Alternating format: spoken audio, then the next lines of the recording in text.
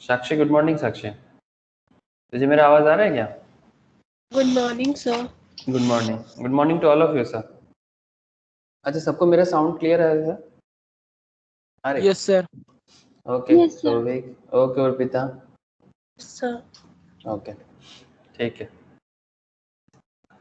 Okay sir, चलो फिर हम लोग आज लास्ट वीक नहीं हो पाया था, सब हेल्थ इश्यूज चल रहा था, बट आज तो कंप्लीट कर लेंगे स्कोप ऑफ अकाउंट्स को। तो जैसे कि आप लोगों को पता होगा ना सर कि हम लोग अकाउंट्स का क्या पढ़ रहे थे, अकाउंट्स का स्कोप। हाँ, अकाउंटेंसी सीखने के लिए हमें ये तो पता होना चाहिए ना सर कि जो सब्जेक्ट को लेके इतना ज़्यादा मतलब हलचल रहता है मार्केट में, कॉमर्स में, वो सब्जेक्ट पढ़ के हमें मिलेगा क्या? That is the most important thing, है ना? कि जो सब्जेक्ट को लेके कॉमर्स में इतना ज़्यादा आवाज़ होता है, वो सब्जेक्ट हमारे लिए कितना इम्पोर्टेंट है और क्यों इम्पोर्टेंट है ना? मतलब अकाउंटेंसी पढ़ के हम सबको क्या क्या मिलेगा, अकाउंटेंसी पढ़ने के पीछे का इम्पोर्टेंस क्या है, स्कोप क्या है, मतलब कहाँ पर हमें काम करने का मौका मिलेगा। आप समझ पा रहे हो ना सर? एक्चुअली ये टॉपिक मैं आप लोगों को लास्ट क्लास में भी डिस्कस कर रहा था, ठीक है? तो उसी चीज़ को मैं थोड़ा आज कंटिन्यूशन करूंगा कि जिसमें पूरा का पूरा अकाउंट्स का एकदम बेसिक, एकदम स्टार्टिंग पार्ट से हम लोग बात कर रहे हैं, ठीक है?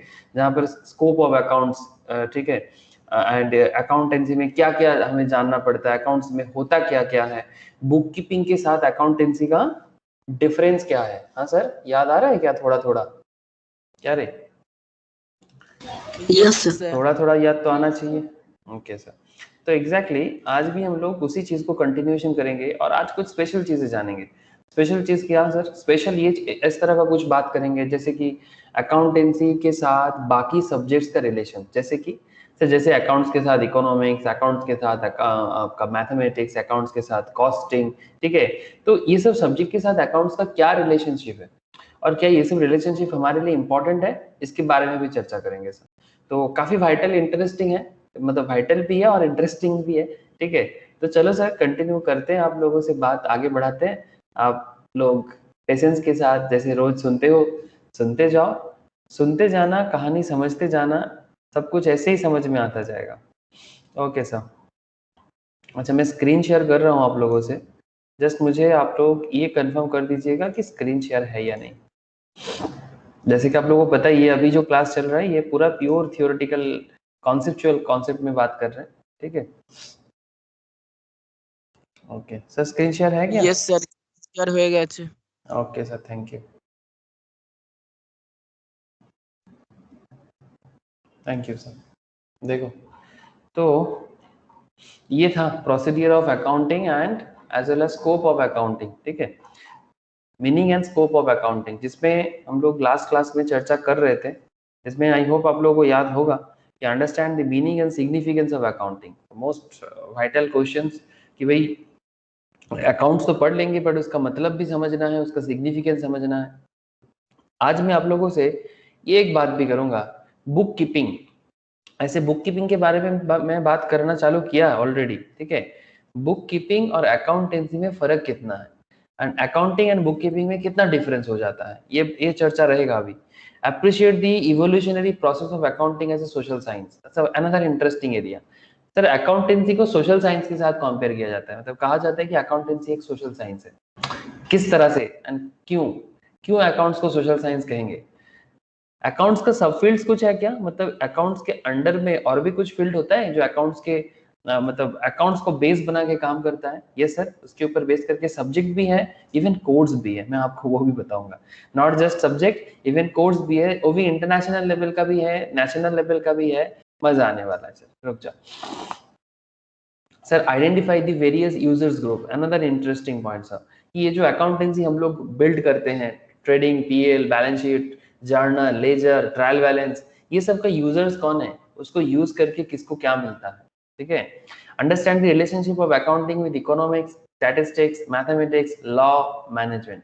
ये बाकी सब्जेक्ट के साथ जो कॉमर्स में हम लोग बहुत इंटरेस्टिंगली पढ़ते हैं ना सर, इकोनॉमिक्स के बिना तो कॉमर्स का बात ही नहीं हो सकता, बिना स्टैटिस्टिक्स का अकाउंट्स खुद भी नहीं बना जा सकता, बिना मैथ्स का तो दुनिया में कोई भी सब्जेक्ट्स नहीं है सर। Everything is maths. क्या बात करते हो sir, everything is maths? Sir हम जो भी करते हैं, जो भी बोलते हैं, जो भी सुनते हैं, सब कुछ मैथमेटिक्स ही है। मतलब सर समझा दूंगा, डोंट वरी। लॉ सर, बिना लॉ का ना तो कोई सोसाइटी चल सकता है और ना ही कोई कंट्री। ओके, एक कंट्री को प्रॉपरली रन कराने के लिए, एक कंट्री का प्रॉपर बिजनेस एनवायरनमेंट बिल्ड करने के लिए you must have proper business law. ठीक है, तो जिसके बेसिस में जैसे जैसे आप लोग और आगे बढ़ते जाओगे, आप लोगों को कंपनी लॉ भी पढ़ा जाएगा, ठीक है, बिजनेस लॉ पढ़ा जाएगा, इंडस्ट्रियल लॉ पढ़ा जाएगा, बहुत सारा लॉ में बहुत कुछ है जो एक कॉमर्स स्टूडेंट्स को बहुत जबरदस्त जानने का दरकार होता है सर। ठीक है, एंड मोस्ट इंपॉर्टेंटली सब कुछ ठीक है बट मैनेजमेंट एक बहुत वाइटल पॉइंट है। इसको प्रिंसिपल्स ऑफ मैनेजमेंट भी कहा जाता है सर। क्या कहा जाता है सर? Principle of management.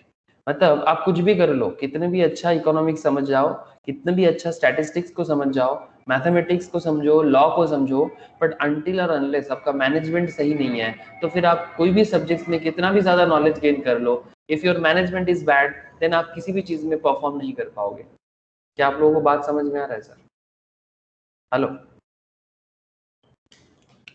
क्या आप लोगों को बात समझ में आ रहा है कि नहीं? Yes, sir. तो इसलिए अपना मैनेजमेंट को सही रखना बहुत जरूरी है। ठीक है, इसके ऊपर बेस करके मैनेजमेंट के सब्जेक्ट्स भी पढ़ा जाता है कॉमर्स लेवल में, आप लोग भी पढ़ते होंगे। ठीक है, तो मैनेजमेंट एक बहुत इंटरेस्टिंग एरिया है, मैं बाद में इसको डिटेल्स चर्चा और करूंगा सर। ठीक है, good morning Snehashish.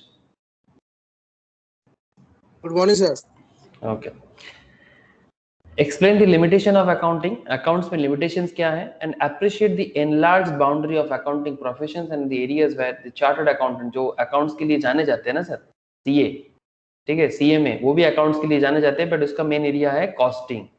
CMA is known for costing. They also handle accounts, but chartered accountant actually accounts के लिए उनका उनका रिस्पॉन्सिबिलिटी ज्यादा है सर। ठीक है, तो सोसाइटी के लिए एक अकाउंटेंट का रोल क्या है, चाहे वो चार्टर्ड अकाउंटेंट हो, चाहे वो कॉस्ट अकाउंटेंट हो, अल्टीमेटली एक अकाउंटेंट का रोल क्या है, ये भी मैं आज आप लोगों से डिस्कस करने का इच्छा रखता हूँ सर। ठीक है, तो अगर आपको पता है ना, जैसे मिलिट्री का रोल होता है देश को क्या करना सर, देश को एनिमी से, अरे बोलो, एक एक एक मिलिट्री, करना। देश को एनिमी से प्रोटेक्ट करना।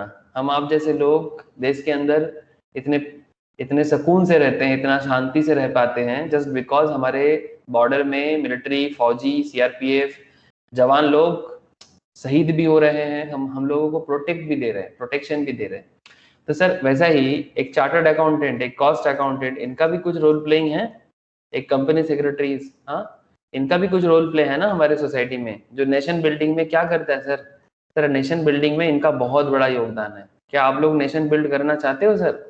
सर अगर नहीं चाहते तो चाहना चालू कर दो। नेशन बिल्डिंग में आप लोगों का भी बहुत बड़ा कंट्रीब्यूशन होने वाला है।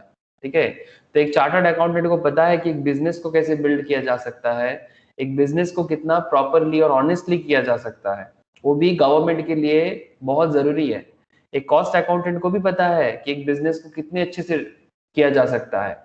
सीएस जो कंपनी का कॉर्पोरेट गवर्नेंस या कंपनी का लॉ रिलेटेड मैटर को हैंडल करते हैं, उन्हें भी पता है कि एक बिजनेस को प्रॉपरली चलने के लिए क्या क्या लीगल मैटर्स फॉलो करना पड़ता है।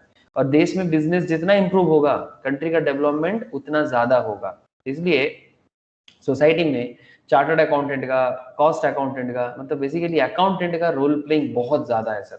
मतलब इनके ऊपर ही डिपेंड करता है देश का फाइनेंशियल कंडीशंस, आपको मैं इतना बोल सकता हूँ। मतलब they are the one of the most important pillar in this society. ठीक है, और अगर यही पिलर कभी करप्टेड हो जाए ना, अगर यही पिलर कभी करप्टेड हो जाए तो सोसाइटी भी करप्ट हो जाएगा सर, कंट्री के पास पैसा नहीं रहेगा। ठीक है, आप समझ सकते हो ना, तो समझ तो रहे हो बट आपको शायद इसका अंदाजा नहीं लग रहा है कि सर आप बोल तो दे रहे हो किताबी बातें, बट क्या रियल लाइफ में इतना इंपॉर्टेंट है? डोंट वरी सर, हम लोग रियल लाइफ बात भी करते हैं, है ना, ये अदानी रिपोर्ट भी पढ़ते हैं हम लोग, याद है आप लोगों को? ठीक है, this is the report of Adani.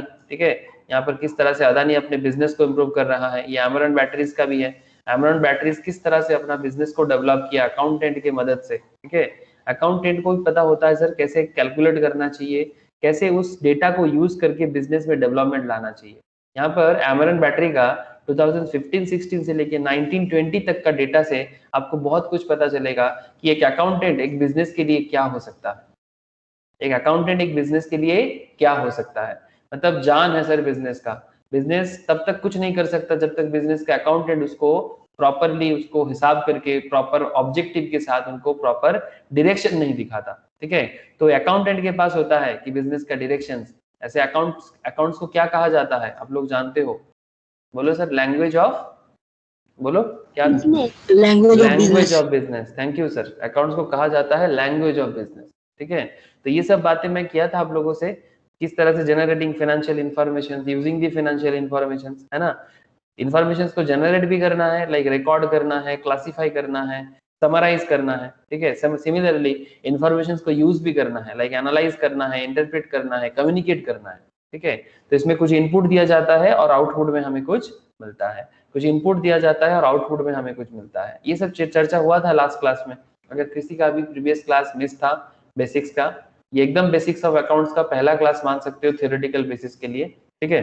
Journal ledger का एक अलग क्लास चलता है, वो अलग बात, लेकिन बेसिक्स ऑफ थ्योरी का, ठीक है, जिसके बेसिस पे पूरा अकाउंटेंसी बना हुआ है सर, उसका ये एकदम बेसिक एरिया है, जिसमें इससे पहले एक ही क्लास मैंने इस टॉपिक में करवाया था और अकाउंटिंग कॉन्सेप्ट के बेसिस में बात हुआ था ऑब्वियसली सर। तो चलो सर, ये meaning and scope of accounting में आज हम लोग आपसे बात करेंगे सर। ये जो ऑब्जेक्टिव वगैरह ये सब चर्चा मैंने किया था, फंक्शंस ऑफ अकाउंटिंग ये भी किया था, लेकिन आज मैं आपसे चर्चा करने जा रहा हूँ सर बुक कीपिंग के बारे में। क्या चर्चा करेंगे सर? बुक कीपिंग के बारे में, ठीक है सर। बुक कीपिंग क्या है एंड बुक कीपिंग के साथ अकाउंटिंग का डिफरेंस क्या है? क्या आप लोगों को एक इमेज दिखाई दे रहा है sir? Hello, yes sir. Yes sir. Okay sir.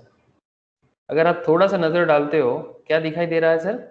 Sir ऐसा कुछ दिख रहा है कि एक बहुत बड़ा एक एरिया है, जिसको पूरा एरिया को क्या कहा जा रहा है sir? The whole area is called accountancy, है ना सर। पूरा एरिया को क्या बोला जा रहा है? अकाउंटेंसी बोला जा रहा है। उसके बीच में एक छोटा एरिया है, ठीक है, छोटा इन द सेंस एक मीडियम साइज एरिया है, जिसका नाम है सर अकाउंटिंग। इसका नाम है अकाउंटिंग। और उसके बीच में और एक छोटा सा एरिया है, अकाउंटिंग के बीच में और माइक्रो लेवल में और एक एरिया है, जिसका नाम है बुक कीपिंग, ठीक है। नाउ आप ऐसे भी सोच सकते हो कि बुक कीपिंग से अकाउंटेंसी बना है, या फिर आप ऐसे भी सोच सकते हो कि अकाउंटेंसी के अंदर बुक कीपिंग होता है। मतलब ऐसा नहीं कि बुक कीपिंग के बिना अकाउंटेंसी नहीं बन सकता और अकाउंटेंसी के बिना बुक कीपिंग का कोई काम नहीं है। मतलब सर वेट कर जाओ, मतलब भी समझा देता हूँ ना। तो ये बुक कीपिंग और अकाउंटेंसी का एक बहुत गजब का डिफरेंस आपके सामने है, बहुत फेमस डिफरेंस है सर। ये डिफरेंस जो है ना, बुक कीपिंग और अकाउंटिंग का डिफरेंस बहुत फेमस है, क्योंकि स्कूल लेवल हो या बेसिक्स ऑफ फाउंडेशन लेवल हो, ये सवाल कहीं ना कहीं कर ही लेता है, ठीक है। ये सवाल कहीं ना कहीं कर ही लेता है सर, इतना वाइटल इंफॉर्मेशन है इसके अंदर। तो बुक कीपिंग एंड अकाउंटिंग, इसका डिफरेंस क्या है सर? कहता है कि it is a process concerned with recording of transaction. मतलब ट्रांजैक्शंस को रिकॉर्ड करना बुक कीपिंग का काम है, but it is a process concerned with summarising and recorded transactions. मतलब जो ट्रांजैक्शंस को रिकॉर्ड किया जाता है उसको समराइज करना। ट्रांजैक्शंस जिसको रिकॉर्ड किया गया है उसको समराइज करना अकाउंट्स का काम है। मतलब डेटा को पुट करना बुक कीपिंग, बट डेटा को समराइज करके एक पर्टिकुलर पॉइंट में पहुंचना, that is accounting. Sir, it constitutes as a base for accounting. It's constitute as a base for accounting. Without bookkeeping अब accounting बना ही नहीं सकते. It is considered as language of the business. Accounting को क्या कहा जाता है सर? Business का language. मतलब पहले आपके पास कुछ डेटा होता है, उस डेटा को जब आप पुट करते हो तो वो बुक कीपिंग का काम है। डोंट वरी, मैं अभी आपको एग्जांपल्स के थ्रू से बताऊंगा, ठीक है। बुक कीपिंग क्या हो जाएगा? बुक कीपिंग मतलब सिंपल डेटा एंट्री करना। आप लोग मार्केट में सुने होंगे, ये बहुत सारे लोग टैली में काम करते हैं मार्केट में, हाँ सर सुने हो गया? यस है ना, टैली होता है, ईआरपी सॉफ्टवेयर्स बोलते हैं इसको। क्या सॉफ्टवेयर बोलते हैं? ERP, enterprise resource planning. नाम तो सुने होंगे ना। तो उसमें टैली है, ठीक है। टैली छोड़ के और भी कुछ नाम बता सकते हैं sir? SAP. SAP, very good sir.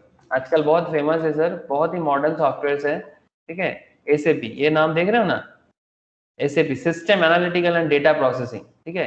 ये बहुत ही फेमस फ्रांस बेसिस एक कंपनी है, ठीक है, पेरिस बेस्ड, जो एसएपी, इसका ये जो सॉफ्टवेयर है, ये सॉफ्टवेयर भी आज के डेट में accounting software, not just accounting software, business software में वन ऑफ द बेस्ट माना जा रहा है।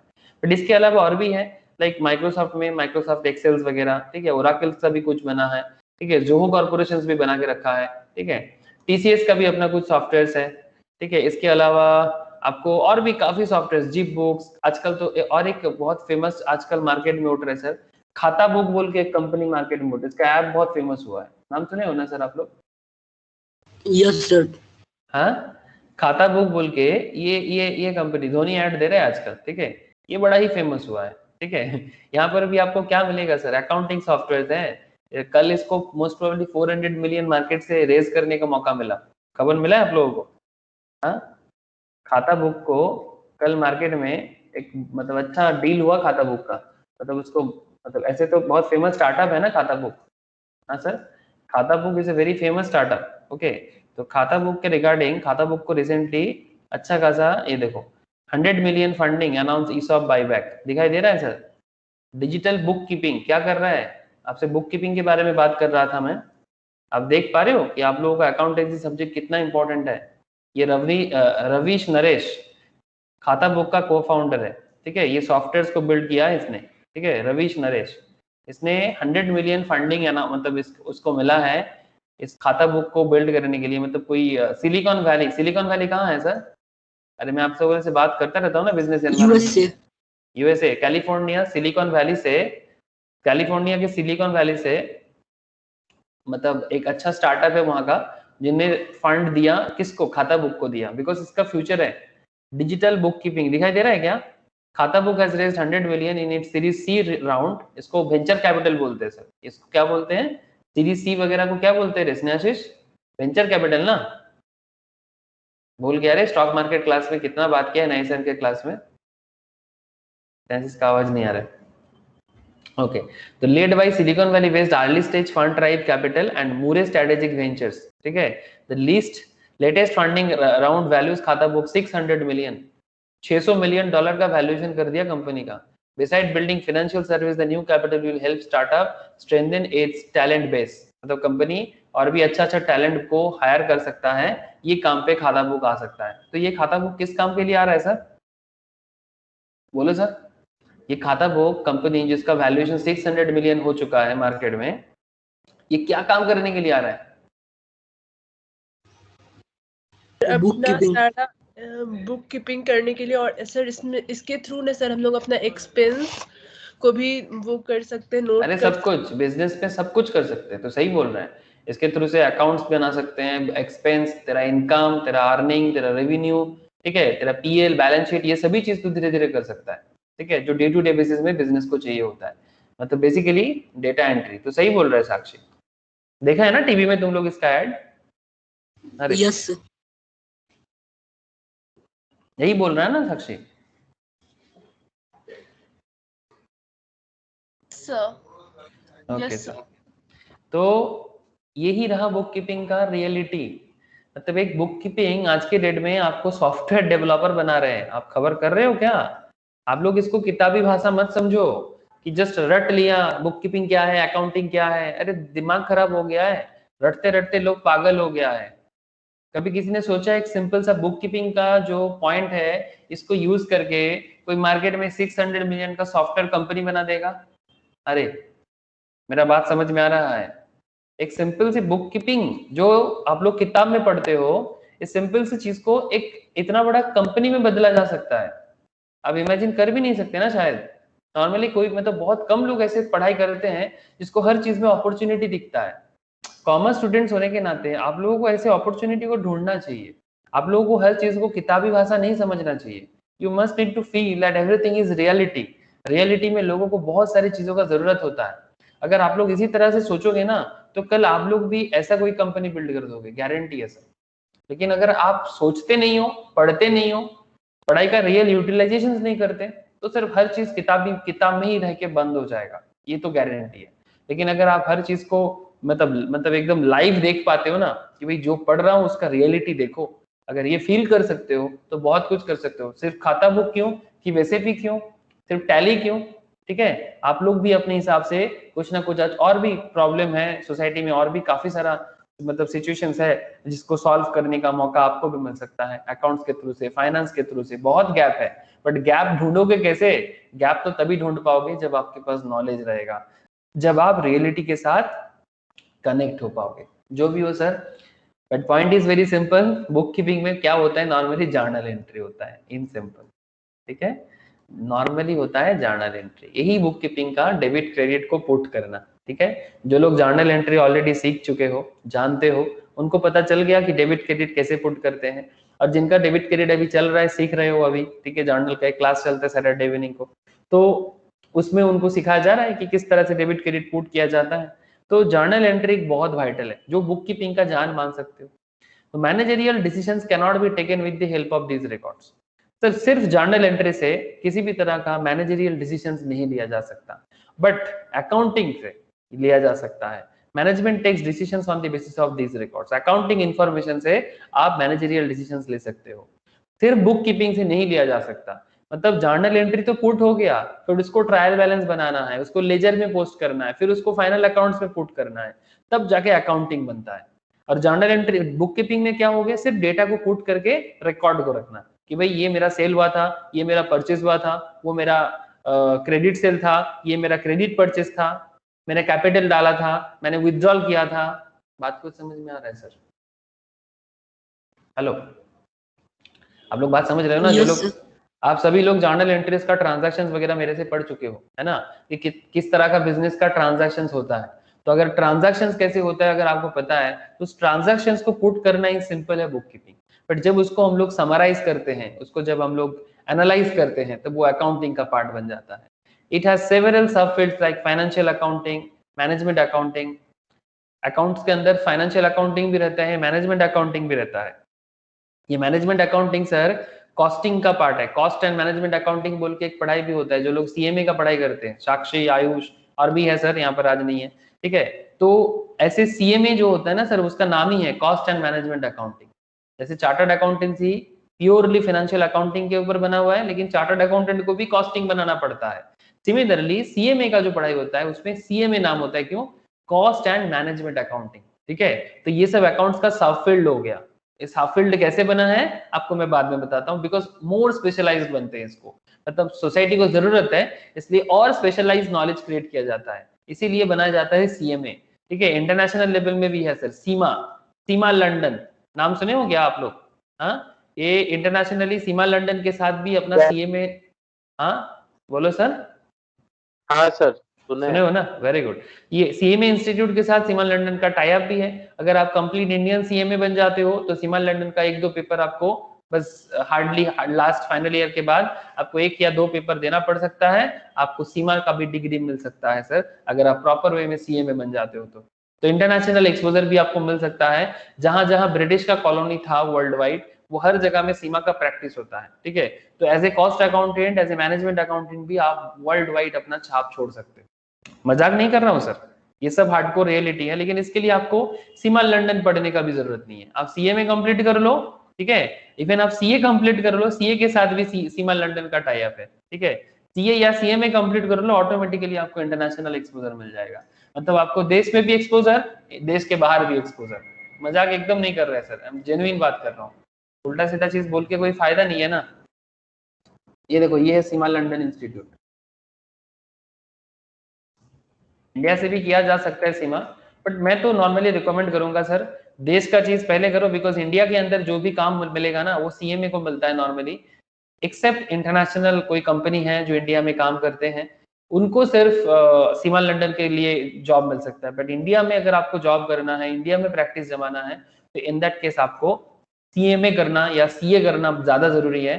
साथ में अगर आप इंटरनेशनल एक्सपोजर चाहते हो, तो ऑटोमेटिकली आप जब फाइनल ईयर के बाद, जब ऑटोमेटिकली आप कुछ पेपर्स होता है, 1-2 लॉ का पेपर्स होता है, वो देने से ही आपको क्लैरिटी हो जाता है कि किस तरह से हो जाएगा, ठीक है। ये सब मेमोरेंडम ऑफ अंडरस्टैंडिंग निकलता है, मैं आप लोगों को बाद में कभी दिखाऊंगा, ठीक है। सीमा, सीएमए इंडिया एग्जेम्पशंस, ये देखो, move between ICWAI and CIMA UK, दिखाई दे रहा है सर आप लोगों को? आईसीडब्ल्यूएआई मतलब इंस्टीट्यूट ऑफ, वही कॉस्ट अकाउंटेंट जो उसका पुराना नाम था, ठीक है। has entered into memorandum of understanding, has agreed to work towards recognizing, ये देखो, ये सब पेपर देने का जरूरत नहीं पड़ता। सीमा सर्टिफिकेट लेवल 1, सीमा मैनेजमेंट, उसका लेवल ऐसे होते हैं, सर्टिफिकेट लेवल, मैनेजरियल लेवल, तो ये सब पेपर में छूट हो जाता है, मतलब आपको देने का जरूरत नहीं पड़ेगा। तो ये टाई अप करके चलता है, 5 पेपर 6 पेपर देने का जरूरत नहीं पड़ता, हार्डली 1-2 पेपर होता है जिसको देने से ही काम बन जाता है। ये देखो फाउंडेशन कोर्स के साथ उनका मैचअप कर दिया जाता है, एग्जीक्यूटिव एंड इंटरमीडिएट फाइनल के साथ भी मैचअप कर दिया जाता है। तो इस तरह का चीजें दुनिया भर में चल रहा है सर, ठीक है। आप लोगों को तो बस दिखाने के लिए मैं 2-4 दिखा देता हूँ, बट है तो बहुत कुछ चीजें, ठीक है सर। तो सर समझ आ रहा है ना, मैं बोलते बोलते बहुत कुछ बोलता हूँ, लेकिन क्या आप लोग समझ पा रहे हो कि नहीं? अरे यस सर। ओके, तो it has several sub fields, लेकिन बुक कीपिंग का कोई सब फील्ड्स नहीं होता, because book keeping is normal data entry, okay. इसका कोई सब फील्ड्स नहीं हो सकता। Financial positions of the business can not be ascertained through book keeping records. सिर्फ बुक कीपिंग करके, मतलब सिर्फ जर्नल को एंट्री करके आप कंपनी का फाइनेंशियल पोजीशंस नहीं समझ सकते, बट आप अगर उसको अकाउंट्स में बदलते हो, business is ascertained on the basis of accounting reports. Okay sir, accounting report दिखाओ ना। ये देखो सर, ये जो एमरन बैटरी का नाम तो सुने होंगे सर आप लोग, एक्साइड बैटरी, एमरन बैटरी, नाम सुने कि नहीं सुने? Yes sir. हाँ, ये इसका एक्चुअल नाम है सर अमारा राजा, ठीक है। अमारा राजा कंपनी का नाम है, ये बैटरी बनाते हैं एमरन बैटरी। ये स्टॉक मार्केट क्लास में बात करता रहता हूँ मैं, इसलिए कुछ एनुअल रिपोर्ट मेरे पास रहता है, तो मैं उसी से आप लोगों से कभी कभी बात कर लेता हूँ, ठीक है। जो लोग नॉर्मली स्टॉक मार्केट या फाइनल लेवल का पढ़ाई करते हैं, उन्हीं से मेरा बात होता रहता है, ये सब स्टॉक मतलब एनुअल रिपोर्ट वगैरह निकाल के। जैसे आपको मैं अगर एनुअल रिपोर्ट में यहाँ पर दिखाऊं, ये देखो सर, ये एनुअल रिपोर्ट का समरी था।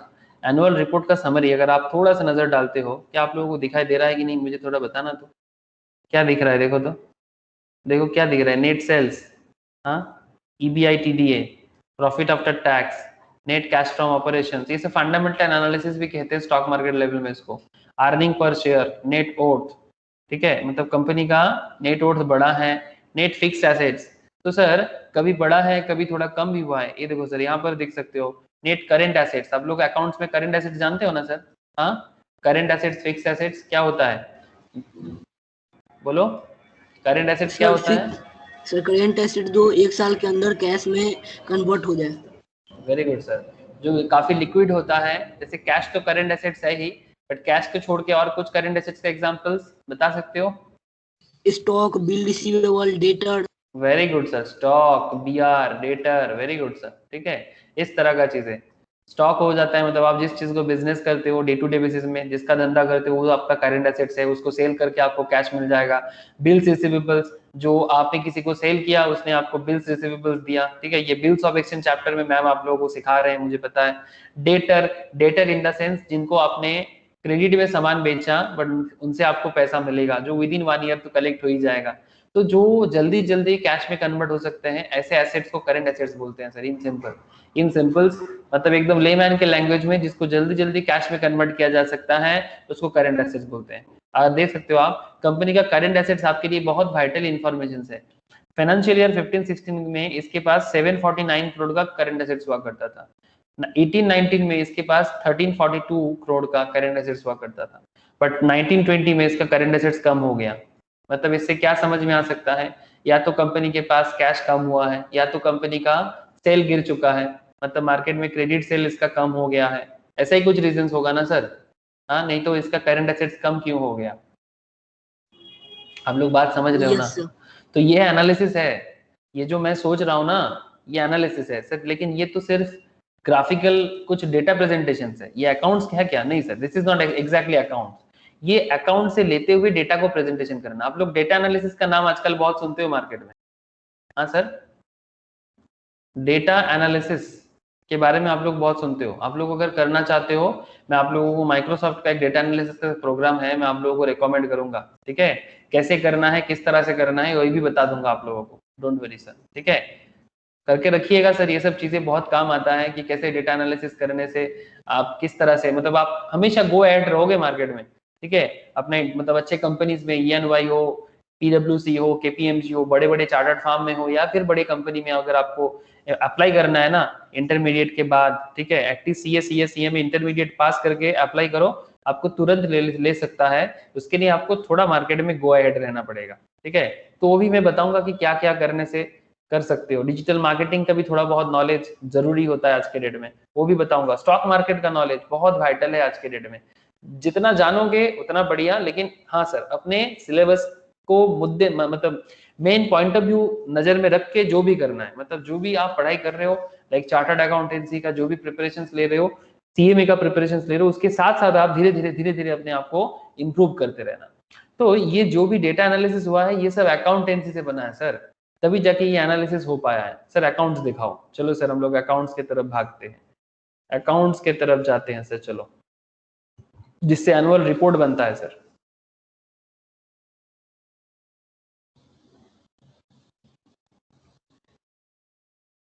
बहुत बड़ा रिपोर्ट होता है सर कंपनी का, 500 550 पेज का रिपोर्ट हो जाता है। तो कर्सर में मुझे ढूंढने में भी थोड़ा टाइम भी लग जाता है, एक सेकेंड रुको, मैं बस आप लोगों को शो करना चाहता हूँ, बाकी तो आप धीरे धीरे सीख जाओगे ही ना sir. Financial statements, notes to financial statements, इसमें क्या क्या आ सकता है, ट्रेडिंग पीएल आता है, बैलेंस शीट आता है, कैश फ्लो स्टेटमेंट आता है, हाँ सर, बाकी छोटा छोटा सब चीज़ों का डिटेल्स अलग से आपको मिलता है। बट सर कंपनी का जो पीएल बैलेंस शीट, ठीक है, कंपनी का PL balance sheet, cash flow, ये सब आपको कंपनी के फाइनेंशियल रिपोर्ट या अकाउंटिंग रिपोर्ट में ही मिलेगा। क्या आप लोगों को दिखाई दे रहा है? देखो तो कैश फ्लो, हाँ सर दिखाई दिया क्या कंपनी का कैश फ्लो? Yes sir. ये भी आप लोगों को सिखाया जाएगा सर, कैश फ्लो स्टेटमेंट कैसे बनाया जाता है, ठीक है। बैलेंस शीट एंड पीएल दिखाई दे रहा है, बैलेंस शीट एंड पीएल, ठीक है। ये क्या हो गया, ये डेटा एंट्री, ये बुक कीपिंग है कि अकाउंटिंग है? ये बुक कीपिंग, ये अकाउंटिंग है सर, लेकिन इसको बनाने के लिए आपको पहले बुक कीपिंग करना पड़ा था। और बुक कीपिंग किस में? उसमें जर्नल था, जर्नल एंट्री पहले करना पड़ा था, फिर वो जर्नल एंट्री से ही आप धीरे धीरे इसको लेजर पोस्ट किए, फिर उसको ट्रायल बैलेंस बनाए, और फिर जाके आपने पीएल बनाया, और फिर जाके आपने बैलेंस शीट बनाया। आप समझ रहे हो ना? तो जैसे ही पीएल बैलेंस शीट बन गया, कंपनी क्या हो गया, एनालिटिकल हो गया। अब इसको क्या हो गया सर, समरी हो गया ना, ये सब ये समराइजिंग हो गया। अब ये समराइजिंग डेटा को हम लोग इजीली क्या कर सकते हैं, एनालिसिस कर सकते हैं। सर कौन एनालिसिस करते हैं? सर जो यूजर्स ऑफ अकाउंट्स है, कंपनी का डायरेक्टर, कंपनी का ऑडिटर, कंपनी का इन्वेस्टर्स, सभी लोग एनालिसिस कर सकते हैं। ये देखो सर, अभी मैं आपको कुछ दिखाता हूँ सर, हर चीज आंखों के सामने है बट हमें दिखता नहीं है। आप लोग अगर बोलोगे तो मैं आप लोगों की एनुअल रिपोर्ट भी शेयर करूंगा, आपके घर में आप लोग देख सकते हो, ठीक है। आप लोग बोलोगे तो मैं आप लोगों को शेयर करूंगा। मैं आप लोगों का इंटरेस्ट पे डिपेंड करता हूँ सर, कि आप लोग अगर इंटरेस्ट बिल्ड कर पा रहे हो तो ये थोड़ा सा मैं देखने के लिए, यहाँ से आपको अभी कुछ भी समझ नहीं आएगा, बट एटलीस्ट नाचर करते करते आपको आदत सा बनेगा। सर दिखाई दे रहा है क्या? देखो तो, ये यहाँ पर कुछ पार्टनर नंबर है, डेलॉयट हस्किंस, ये क्या है जानते हो, ये कौन है? डेलॉयट एक बिग 4 चार्टर्ड फर्म में से एक है, ऑडिट फर्म में से एक है। इन्होंने इस कंपनी का ऑडिट किया है 1920 में, इसका ऑडिटर है Deloitte and Brahmayya and company, okay, ये भी एक ऑडिट फर्म है। ये कंपनी को ऑडिट किया है। सर ऑडिट करके क्या पता चलता है?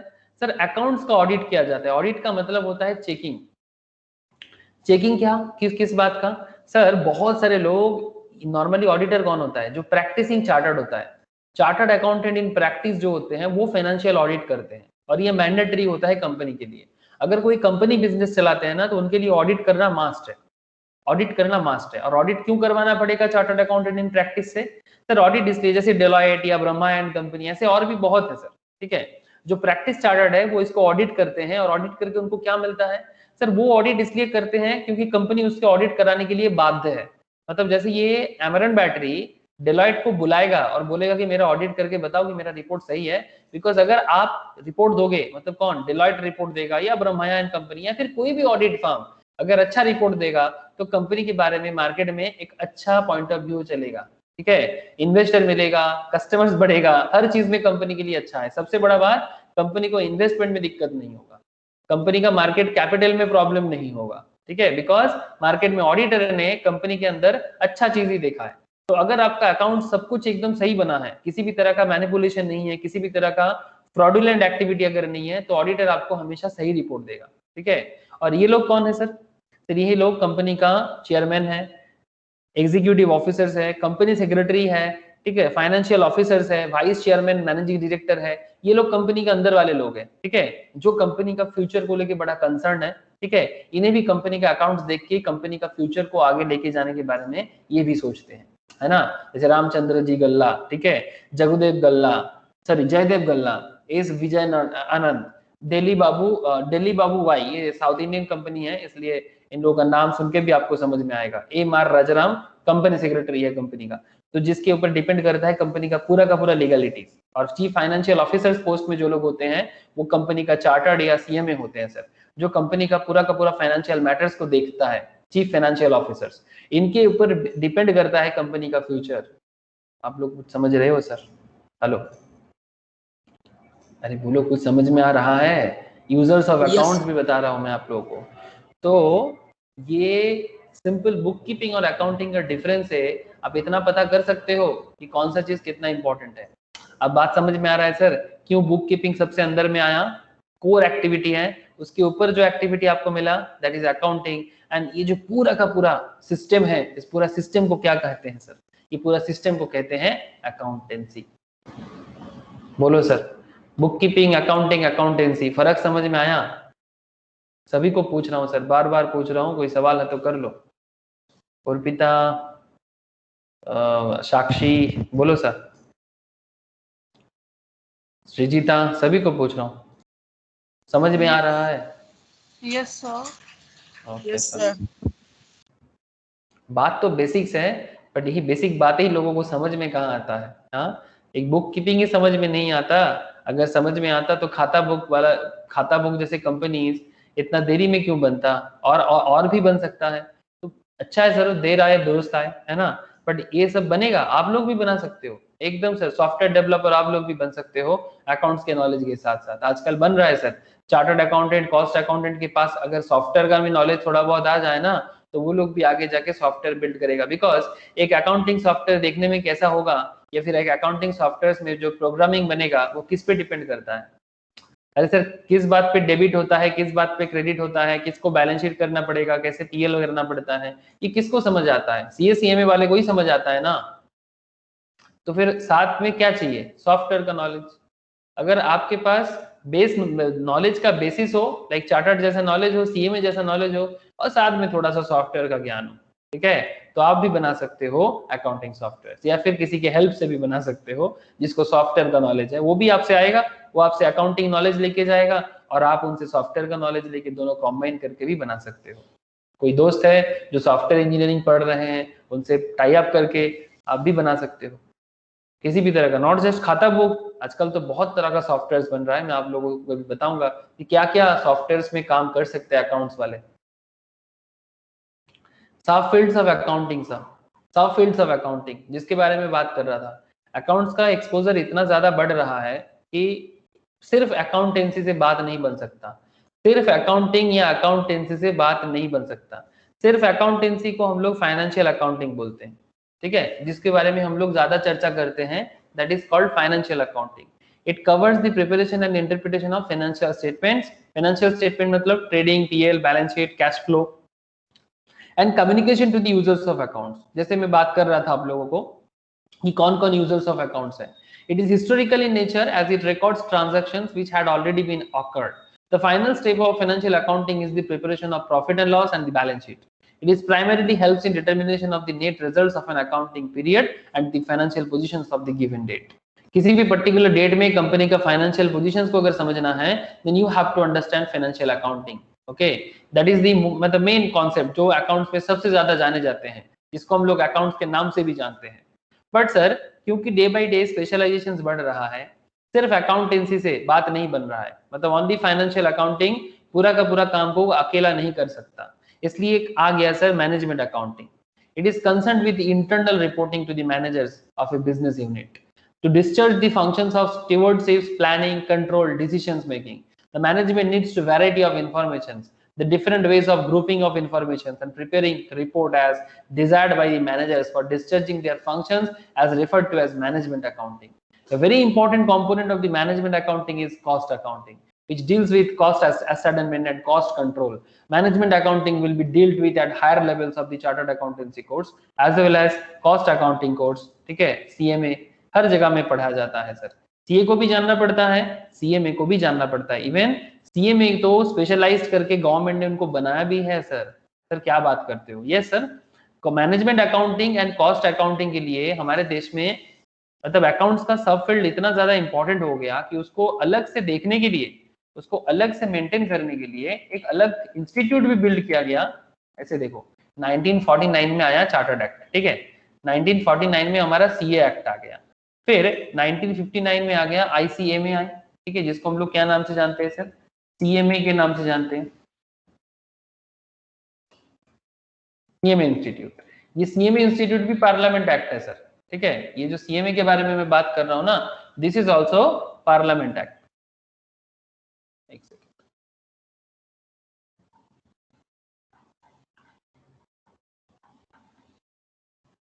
ये ठीक है, जो लोग CMA का पढ़ाई भी करता है, जैसे CA फाउंडेशन होता है वैसे CMA foundation intermediate same to same होता है। ये देखो क्या लिखा है, institute of cost accountants of India, statutory body under an act of Parliament. दिखाई दे रहा है क्या?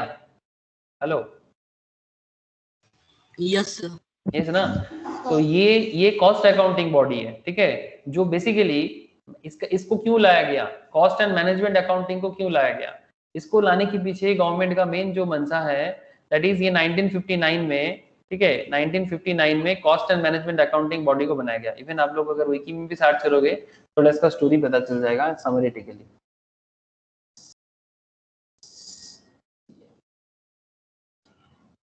ऐसे CMA के बारे में आपको वर्ल्ड वाइड भी मिलेगा, मतलब US CMA भी एक होता है, कंफ्यूज मत होना, ठीक है। एक्चुअली सेम नाम पे इंडिया में चलता है, US में चलता है, इंग्लैंड में भी चलता है। इंडिया का इंस्टीट्यूट का नाम है institute of cost accountants of India. ये देखो सर, अगर आप थोड़ा सा नजर डालोगे तो आपको दिखाई देगा कि कॉस्ट एंड मैनेजमेंट, इसका देखो 2-3 नाम है, इसका नाम को लेके ना थोड़ा अभी मार्केट में मतलब एक्चुअली कुछ केस चल रहा है।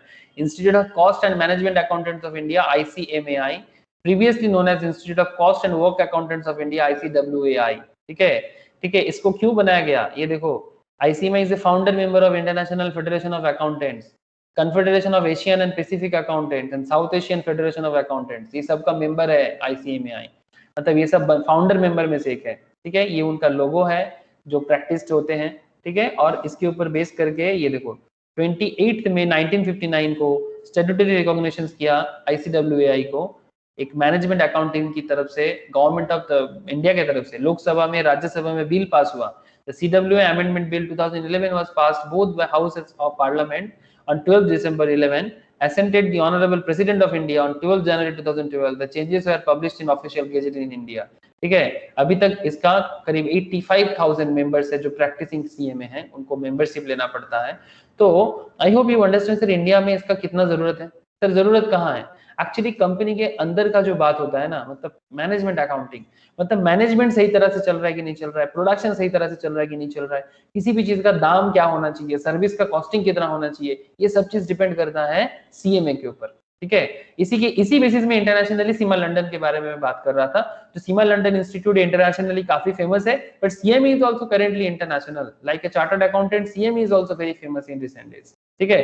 जो अकाउंट्स का ही सब फील्ड है सर, ये सब कोर्स ऐसे ही नहीं आया, ये सब फील्ड के हिसाब से आया, आप समझ रहे हो, कोर्स ऐसे नहीं बनता, कोर्स बनने के पीछे कुछ रीजंस होते हैं। तो CMA करता क्या है सर? जैसे ये जो कंपनी है जो आपको मैं दिखा रहा हूँ, लाइक एमरन हो या फिर अदानी, जो भी कंपनीज आप लो, एक एमरन अपनी बैटरीज बेच के, आप बात को समझिएगा सर, ये जैसे इंडिपेंडेंट ऑडिट रिपोर्ट वगैरह, एमरन अपना बैटरी का क्या प्राइस बनाएगा? एमरन का मैनेजमेंट सही तरह से काम कर रहा है कि नहीं कर रहा है? आप बात समझ रहे हो ना? एमरन का बैटरी का क्या प्राइस रहेगा, इसका मैनेजमेंट सही तरह से कितना काम कर रहा है, उसका अकाउंटिंग कॉन्सेप्ट सही चल रहा है कि नहीं चल रहा है। बेसिकली अंदर का जो बात होता है, कंपनी का जो डिसीजन मेकिंग प्रोसेस होता है ना, वो अकाउंट्स पे डिपेंड नहीं करता, कंपनी का डिसीजन मेकिंग डिपेंड करता है CMA पे। आप बात समझ रहे हो?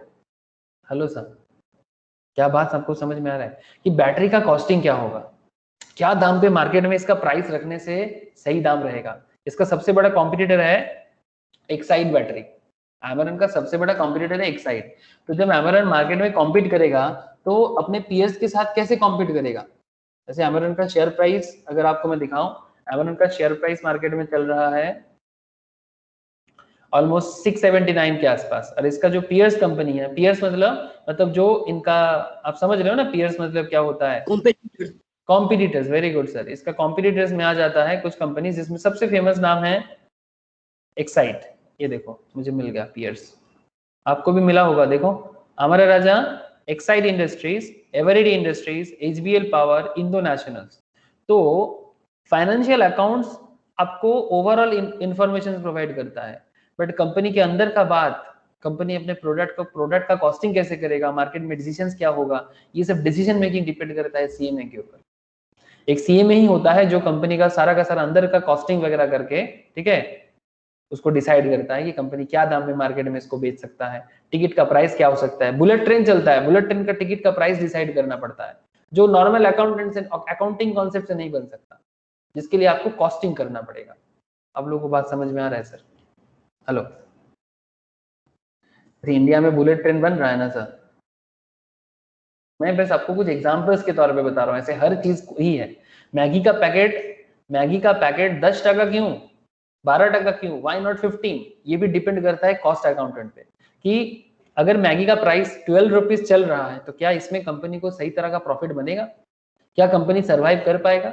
बुलेट ट्रेन का टिकट का प्राइस क्या होने से बुलेट ट्रेन सर्वाइव कर सकता है? सर आप लोग एक अच्छा एग्जांपल्स मेरे दिमाग में आ गया। सर आप लोग इसका नाम सुने हो, किंगफिशर एयरलाइंस का नाम सुने हो? यस, विजय माल्या का कंपनी अभी चलता है कि बंद हो गया? बंद हो गया। क्यों बंद हुआ जानते हो?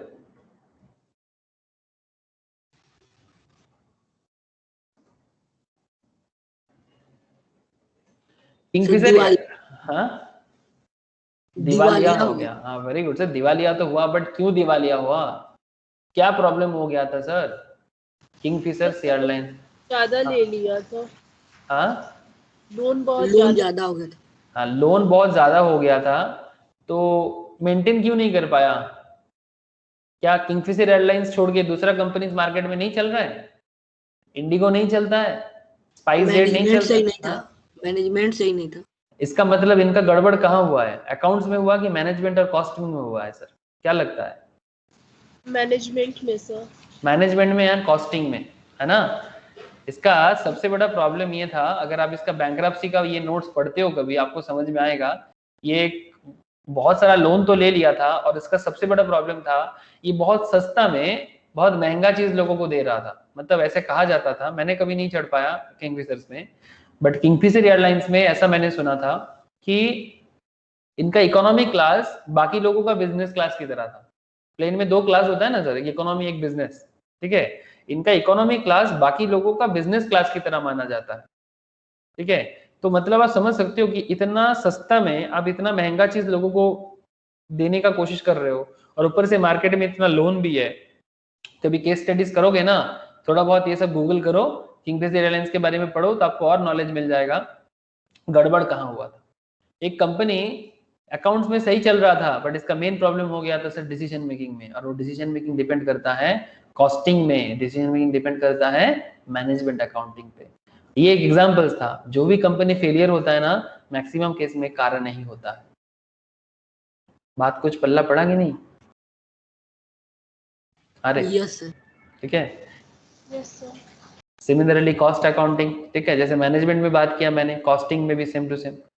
Cost accounting published by the institute of cost management accountants, ठीक है, of England defines cost accounting. England का भी जो इंस्टीट्यूट ऑफ कॉस्ट अकाउंटेंट्स है, the process of accounting for cost which begins with proceedings of income and expenditure और the basis on which they are calculated and ends with preparations of periodical statements, report for ascertaining and controlling cost. Business के अंदर cost को control करना है, ठीक है, मतलब ये बिजनेस के अंदर का बात है। बिजनेस को प्रॉपरली रन कराने के लिए अंदर का बात कौन करता है? कॉस्ट अकाउंटेंट करता है। इसीलिए सीएमए का इतना बोलबाला है। रिसेंट ट्रेंड में सीएमए का जो जॉब क्रिएट हुआ है, मतलब सीए भी सोचने लगा है, ऐसे सीए का जॉब भी अच्छा क्रिएट हो रहा है, सीए तो हमेशा अच्छा क्रिएट करता है, बट रिसेंट ट्रेंड में आपको मैं दिखाता हूँ कि सीएमए का जो रिसेंट ट्रेंड में जो जॉब क्रिएट हुआ है सीएमए का, CMA placement recent even package भी बहुत गजब कर किया गया है। मैं इसलिए आपको दिखा रहा हूँ बिकॉज जस्ट नॉलेज के लिए, ठीक है।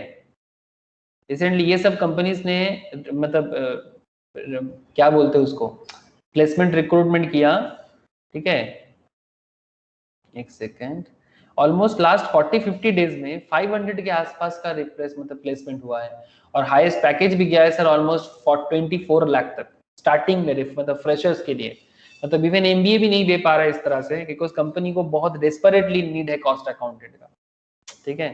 मैं आप लोगों को जानकारी के लिए बता दे रहा हूँ सर, आप लोगों को अभी जॉब का जरूरत किसी को नहीं है, मुझे पता है, बट मैं इसलिए बोल रहा हूँ बिकॉज आपको भी पता होना चाहिए कि क्या मतलब मार्केट में चल रहा है। Okay sir, social responsibility accounting.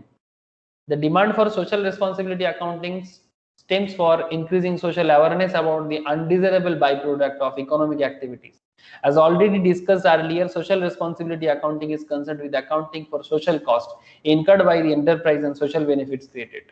मतलब सर ये क्या हो गया बोलो तो, किसी को पता है सर सोशल रिस्पॉन्सिबिलिटी अकाउंटिंग क्या है? सर बिजनेस मार्केट में बिजनेस करता है, इंडस्ट्री चलाते हैं, बड़े बड़े फैक्ट्रीज चलाते हैं, बट उसमें सोसाइटी को तो बहुत कुछ करना पड़ता है ना, सोसाइटी का एक बहुत बड़ा रोल प्ले होता है कि नहीं, मतलब हम सोसाइटी को यूज तो करते हैं, नेचर को यूज करते हैं, तो हम लोग जब किसी भी कंपनी मतलब मार्केट में बिजनेस को रन कराते हैं तो उसमें सोशल रिस्पॉन्सिबिलिटीज भी कुछ होते हैं, तो इसलिए कहते हैं sir social responsibility accounting stems from increasing social awareness about the undesirable by product of economic activity. जैसे पॉल्यूशंस का बात कर सकते हैं, हाँ सर, हेलो, पॉल्यूशंस का बात कर सकते हैं कि नहीं कर सकते?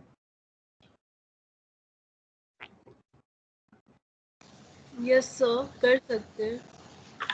यस सर, पॉल्यूशंस, ऐसा बहुत सारी चीजें हैं जो बड़ी बड़ी इंडस्ट्री तो हम बना लेते हैं, बट इंडस्ट्री बनाने के कारण हमारा नेचर भी खत्म हो रहा है, तो हमें कुछ मैनेज करना होगा, आपको उसका भी हिसाब रखना होगा। एक बड़ा सा प्लांट, जैसे रिसेंटली ये एमरन पे बात चल रहा था ना, एमरन का ही एक प्रॉब्लम है, ऐसे बैटरी मैन्युफैक्चरिंग कंपनी में पॉल्यूशंस बहुत होता है क्योंकि लेड वगैरह का यूज बहुत होता है ना सर। हाँ, एमरन फैक्ट्री शटडाउन, ठीक है, रिसेंटली एक एमरन का फैक्ट्री है महाराष्ट्र में, उसको क्लोज के लिए हाई कोर्ट ने ऑर्डर दे दिया था, ये देखो,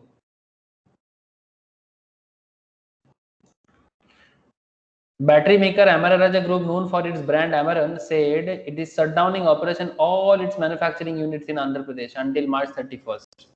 ठीक है, ऐसा कुछ न्यूज आया था पॉल्यूशंस के कारण। ये देखो, Amara Raja Batteries restarted production after 10 days, Amaran is back in business। ठीक है, हाई कोर्ट नॉट, ये देखो, दिखाई दे रहा है ना सर, इसको बंद करने के लिए बोला था बिकॉज ऑफ पॉल्यूशंस के बारे में कुछ प्रॉब्लम हुआ था, ठीक है, तो ये पॉल्यूशंस वगैरह के कारण जो प्रॉब्लम क्रिएट हुआ है, हाईकोर्ट ने उसको बोला था, देखो आप लोगों को दिखाई देगा, तो ये सब खबर रखा करो आप लोग, मेरे बोलने से पहले आप लोग बोला करो तो मुझे और मजा आ जाएगा। Amara Raja Batteries has kick-started production at its manufacturing facilities located at Andhra Pradesh immediately after receiving High Court orders that suspended the Andhra Pradesh Pollution Control Board orders to close its plants. Global asset management firm Brookfield-backed ARBL was under investors' focus last week after APPCB. APPCB means Andhra Pradesh Pollution Control Board, the company to shut its plants at Nangi, अरे बाप रे बाप, बहुत भयंकर नाम है, I don't know क्या नाम होगा, ननेगंदलपल्ली ऐसा कुछ होगा, साउथ का नाम है, भयंकर नाम होता है, Karakambadi and Chittoor district of Andhra Pradesh. Okay, तो आप समझ रहे हो ना सर, पोल्यूशन कंट्रोल के ऊपर बेस करके कंपनी को अपना ऑपरेशन बंद करने के लिए हाई कोर्ट ने ऑर्डर दे दिया था।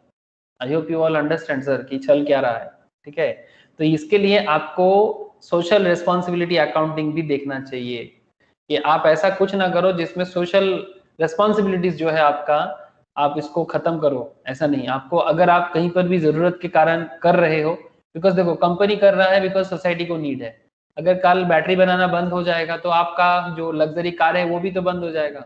अरे कल अगर अमेरिकन बैटरी बनाना बंद कर दे तो तुम्हारे घर का जो लग्जरी कार है उसका भी तो कोई काम नहीं रहेगा, है ना, तो फिर हमारे लिए वो करते हैं, हम डिमांड करते हैं तो वो सप्लाई करके प्रॉफिट भी कमाते हैं, that's a very good thing, but very interesting point is that कि कंपनी हो या पब्लिक, सोसाइटी को यूज कर सकते हैं हम लोग, नेचर को यूज कर सकते हैं, पर नेचर को इतना भी खराब ना करे, वो भी हमें देखना चाहिए कि किस तरह से इंडस्ट्रियल मतलब जो इस तरह का इंडस्ट्रियल हैजर्ड्स जो भी निकलते हैं उसको कैसे हम लोग यूज करके उसको रिसाइकलिंग कर सकते हैं, कम से कम सोसाइटी को हानि पहुंचाए, ये भी देखने का बहुत बड़ा रिस्पॉन्सिबिलिटी है sir. And lastly human resource accounting.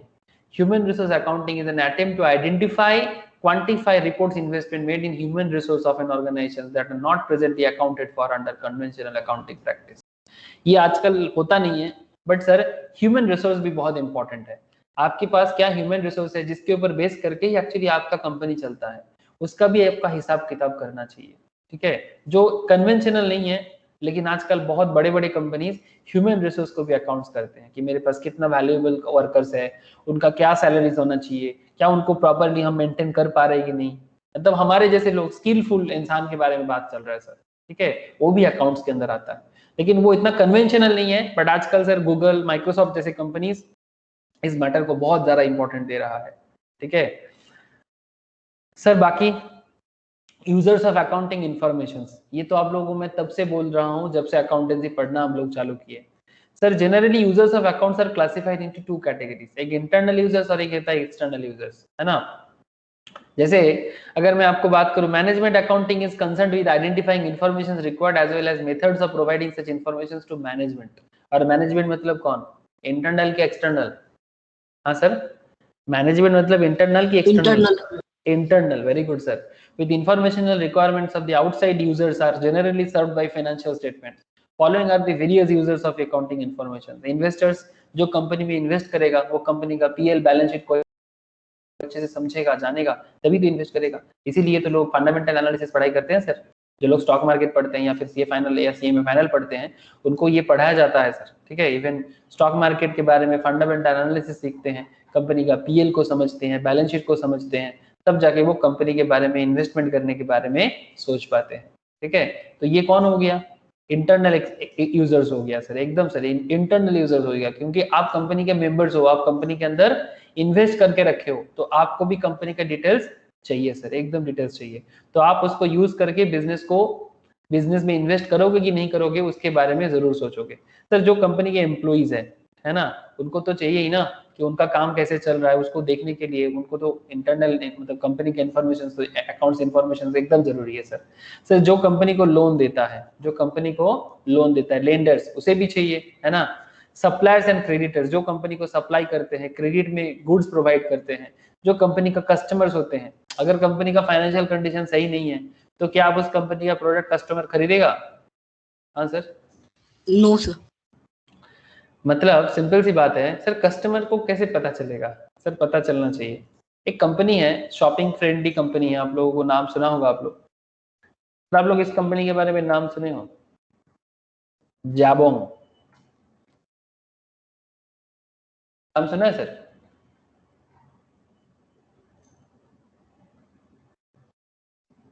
अरे ऑनलाइन जैसे मिंत्रा वगैरह चलता है ना, फ्लिपकार्ट वगैरह, वैसा ही जाबोंग बहुत फेमस हुआ था। नाम सुना है आप लोगों ने? No sir. नहीं, किसी ने नहीं सुना जाबोंग के बारे में? लास्ट ईयर 2019 तक ये कंपनी गजब का चला था। जर्मन बेस्ड कंपनी है ये, ठीक है, बट बाद में इसको इंडिया में ये काफी दिनों तक चला था, बट बाद में इसको मिंत्रा ने एक्वायर कर लिया, बेसिकली फ्लिपकार्ट ने इसको एक्वायर कर लिया। तो आपको पता होना चाहिए कि जाबोंग बंद हो गया है, ठीक है, मतलब आप लोगों को पता नहीं है शायद, लेकिन शॉपिंग ऐप में ये जाबोंग बहुत दिन तक चला था सर। ये इवन लास्ट कुछ दिनों तक भी था यहाँ पर। पता था सर। पता था, वेरी गुड सर, ठीक है। तो अभी इसका इसको कौन खरीद लिया सर? अभी इसको फ्लिपकार्ट खरीद लिया, ठीक है। लेकिन अभी जाबोंग पहले इंडिया में मतलब एक नॉर्मल इंडिविजुअल कंपनी की तरह चलता था, ठीक है। In 2013, Jabong was dispatching over 6,000 orders a day. According to The Economist, Jabong clocked gross sales around 100 to 150 million in 2012. ठीक है, इसको ये बेसिकली ये देखो, Dorothy Perkins largest global e commerce partner था इसका, ठीक है। Most probably German based company था, मुझे जितना याद आ रहा है। यस। बाद में इसको ये गुड़गांव में भी अपना फैक्ट्री चेन बनाया, ठीक है। लेकिन अभी उसको मिंत्रा ने परचेस कर लिया, अभी जाबोंग का जो भी था, जितना सारा डिटेल्स था, वो सब मिंत्रा ले लिया, और अभी ये इंडिया में मिंत्रा के थ्रू से ही काम करता है, मतलब और नहीं है, जाबोंग है ही नहीं है। ठीक है। इसका ऑपरेशन अभी ये देखो यहाँ पर लिखा है करेंट स्टेटस डिफंक्ट सिंस फरवरी 2020, एक साल पहले दिखाई दिया। अगर ऑन रहता तो आज आप लोग शॉपिंग ऐप में ढूंढ ही लेते जापान को, ठीक है। तो ये कौन सा कंपनी क्या सिचुएशंस में चल रहा है, आपको एज ए कस्टमर इसका नॉलेज रहना चाहिए, एकदम रहना चाहिए। तो ही मैं बात कर रहा हूँ कि कस्टमर्स को भी कंपनी के बारे में नॉलेज होना जरूरी है। गवर्नमेंट को तो नॉलेज होना चाहिए ना, बिकॉज गवर्नमेंट को टैक्स से मतलब होता है, गवर्नमेंट को एक्साइज ड्यूटीज से मतलब होता है। कंपनी बिजनेस करेगा तो गवर्नमेंट को पेमेंट भी करता है टैक्स के थ्रू से, इसलिए government and their agencies like income tax department वगैरह, सेल टैक्स डिपार्टमेंट वगैरह, ये लोगों को बहुत चिंता होता है कंपनी के अकाउंट्स के बारे में, है ना सर। अरे भाई जीएसटी इनकम टैक्स का क्लास आप लोग अभी नहीं करते हो, जो लोग करते हैं उनको सिखाया जाता है कि जीएसटी इनकम टैक्स कैसे पेमेंट करते हैं, जीएसटी इनकम टैक्स के लिए कंपनी का अकाउंट्स मेंटेन करना कितना जरूरी है। आप लोग इंटरमीडिएट लेवल में जब आ जाओगे ना सर, ठीक है, तो आपको मैं सिखाऊंगा कैसे इनकम टैक्स करते हैं, कैसे जीएसटी करते हैं, ठीक है, ये सब मैं आप लोगों को सिखाऊंगा। तो ये जीएसटी के क्लास में सिखाया जाता है कि अकाउंट्स कितना इंपॉर्टेंट है, इनकम टैक्स के क्लास में सिखाया जाता है कि अकाउंट्स कितना इंपॉर्टेंट है, ठीक है।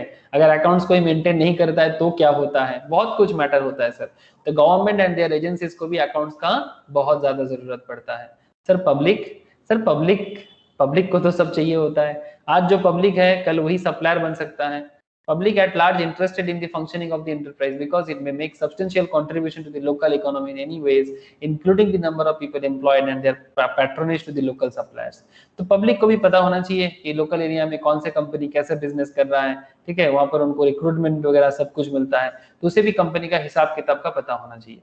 And the most important is management को भी पता होना चाहिए ना, जो कंपनी को चलाते हैं उनको ही तो पता होना चाहिए कि कंपनी किस तरह से चल रहा है, उसका अकाउंटिंग कॉस्ट अकाउंटिंग का हिसाब किताब क्या है, बिजनेस सही तरह से चल रहा है कि नहीं चल रहा है, उसका स्टेटस उसको मैनेजमेंट को पता होना बहुत जरूरी है। एंड अल्टीमेटली हम लोग पहुंच गए उसी जगह में जिसके बारे में मैं आपको स्टार्टिंग में बोल रहा था कि दूसरे सब्जेक्ट के साथ अकाउंट्स का रिलेशनशिप कैसा है। सर अकाउंट्स के साथ इकोनॉमिक्स का क्या रिलेशनशिप बांध सकते हो?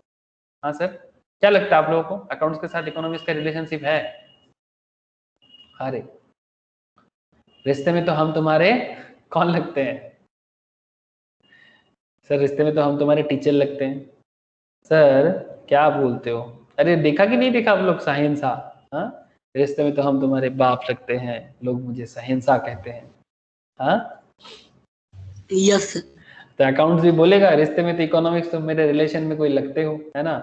तो economics is viewed as a science of rational decision making about the use of scarce resources, है ना सर, कि रिसोर्सेस हमेशा कमती चलता है मार्केट में, तो कमती रिसोर्स में कैसे बिजनेस बनाया जा सकता है, कैसे इकोनॉमी को बिल्ड किया जा सकता है, इसके बारे में कौन कहता है? इसके बारे में इकोनॉमिक्स कहता है।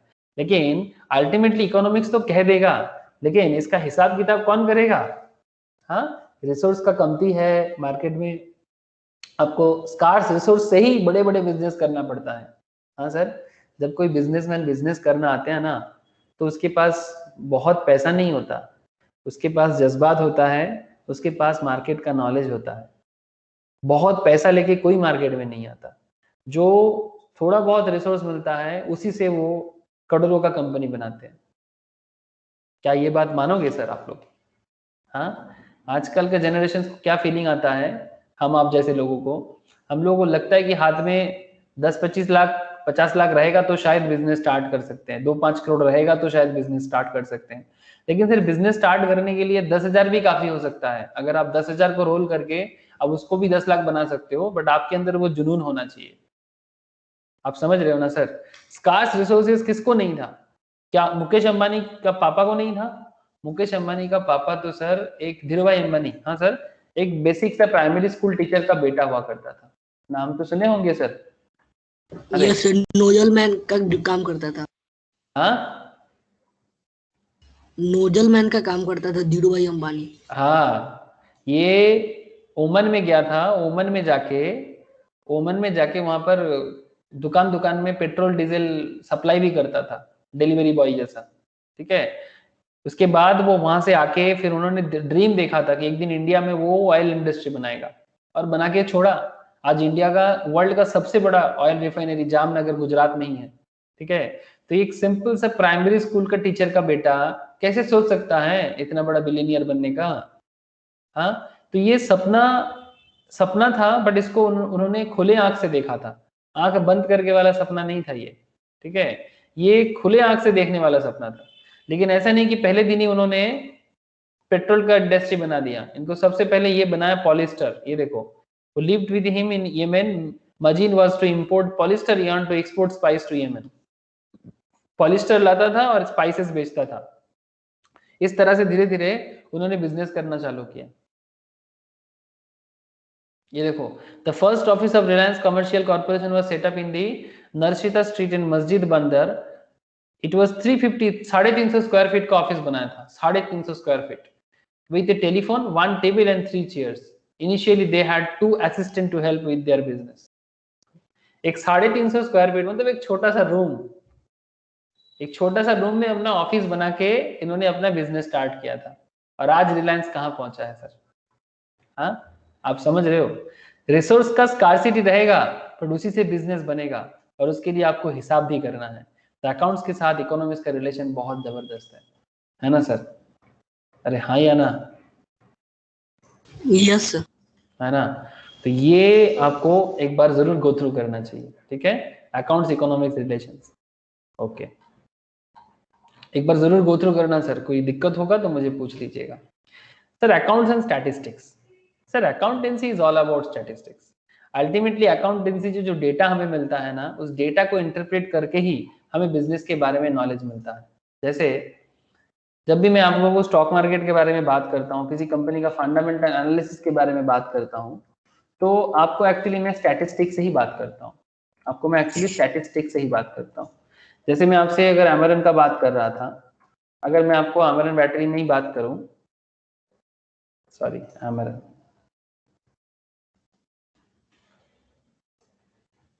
ये देखो करेंटली अमेरन का जो डेटा आपको दिखाई दे रहा है 677 का इसका स्टॉक प्राइस चल रहा है, ठीक है।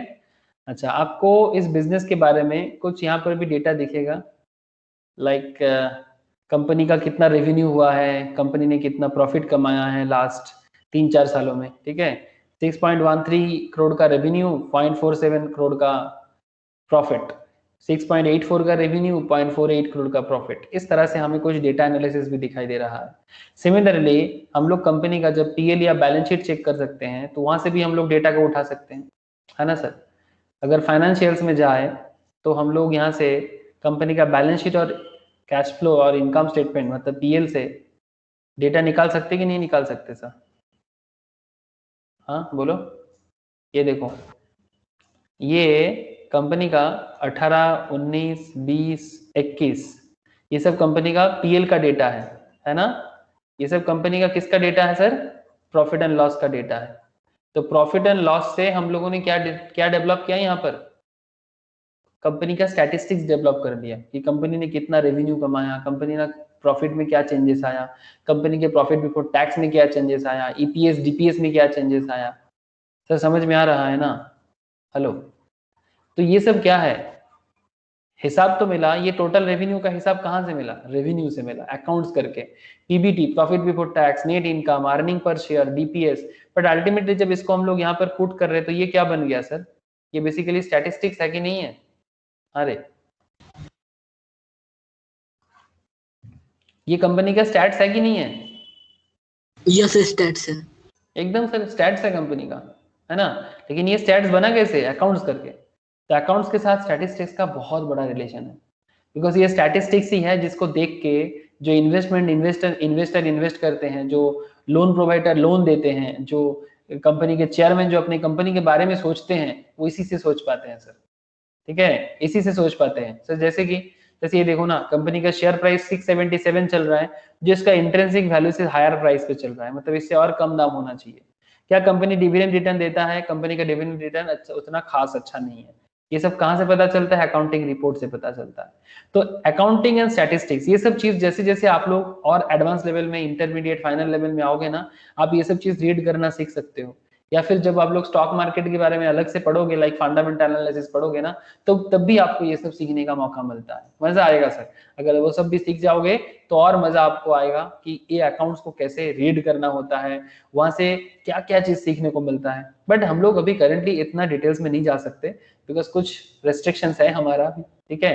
बिकॉज हमें भी सिलेबस वाइज भी आप लोगों को बहुत सारा चीज बताना पड़ेगा, तो इसलिए मैं आपको अभी स्किप करूंगा ये सब चीजों से। तो अकाउंटिंग के साथ स्टैटिस्टिक्स का रिलेशन आपको समझ में आया। सर अकाउंट्स के साथ मैथमेटिक्स का रिलेशन क्या है? अरे सर मैथ्स इज एवरीथिंग। जैसे double entry book keeping can be converted into algebraic form, है ना sir? In fact the first known book of this subject was part of the algebra. मतलब फर्स्ट टाइम जब mathematics मतलब accountancy create हुआ था तब वो एल्जेब्रा के पार्ट था। The fundamental accounting equation will be discussed in details, है ना? अरे अकाउंटिंग इक्वेशंस याद भूल गए सर?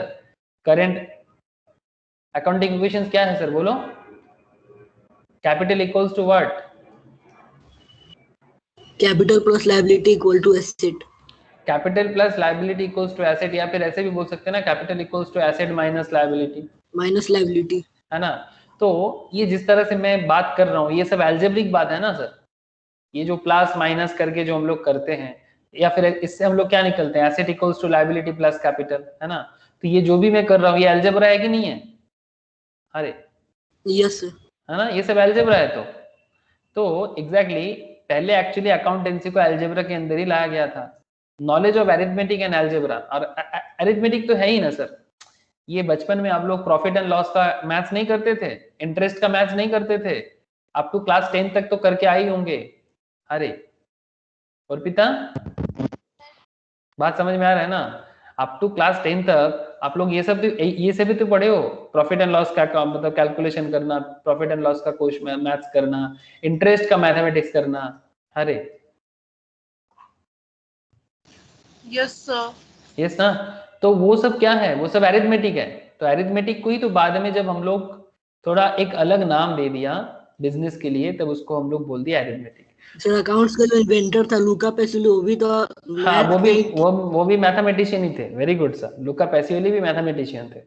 मतलब मैं बोलना चाहता हूँ कि ये जो बचपन में आप लोग मैथ्स करते थे ना, कि प्रॉफिट एंड लॉस, कितना प्रॉफिट किया, किसने कितना लॉस किया, तीन दोस्त है तीनों के बीच में कैसे प्रॉफिट को डिस्ट्रीब्यूट करोगे, ये सब बचपन में भी सिखाया जाता है। क्लास 7, 8, 9 में भी ये सब क्वेश्चन आता है।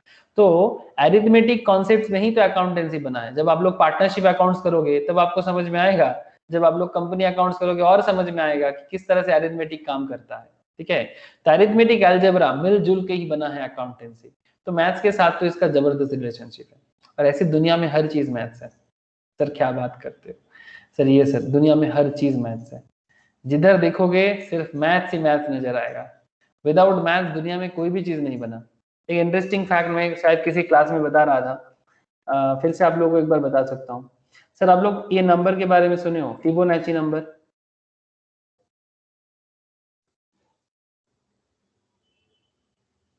ये होता है फिबोनाची नंबर, फिबोनाची सीरीज। ये आपको दिखेगा पाइनएप्पल में दिख जाएगा। ठीक है, मतलब ये पाइनएप्पल के अंदर जो सीरीज, जिस तरह से इसका पाइनएप्पल का शेप बनता है ना, वो फिबोनाची सीरीज में बनता है। मतलब ये इसका जो आंख है ना सर, ये देखो सर मैं यहाँ पर कर रहा हूँ, आपको दिखाई दे रहा है कुछ? देखो कुछ हो रहा है यहाँ पर, जैसे जैसे मैं इस पे कर रहा हूँ। यस सर, एक सेकेंड,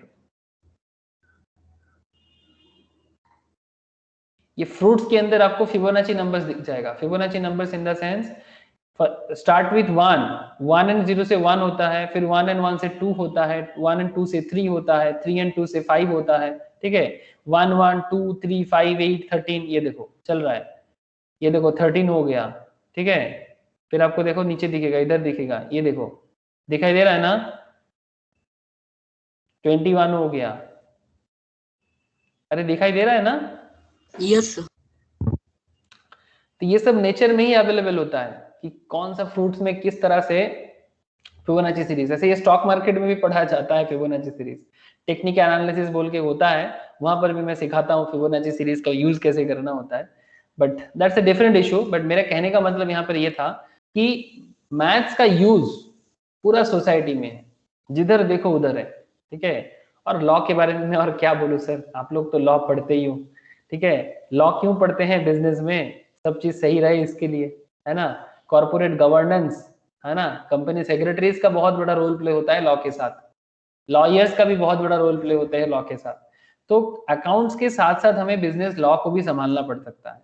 जैसे यहाँ पर कुछ लॉ के बारे में बोला है, contract act, sale of goods act, negotiable instrument, ये सब जो बिल्स एक्सचेंज वगैरह करते हैं ना, like bills receivables, bills payable, है ना, इसके ऊपर एक चैप्टर बनेगा आप लोगों का, बिल्स ऑफ एक्सचेंज। ओके, तो ये सब चैप्टर किस पे डिपेंड करता है? नेगोशिएबल इंस्ट्रूमेंट एक्ट पे डिपेंड करता है, ठीक है।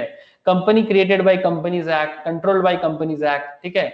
तो ये सब एक्ट कैसे बना? बिजनेस के कारण बना। और बिजनेस कैसे बना? अकाउंट्स के कारण बना।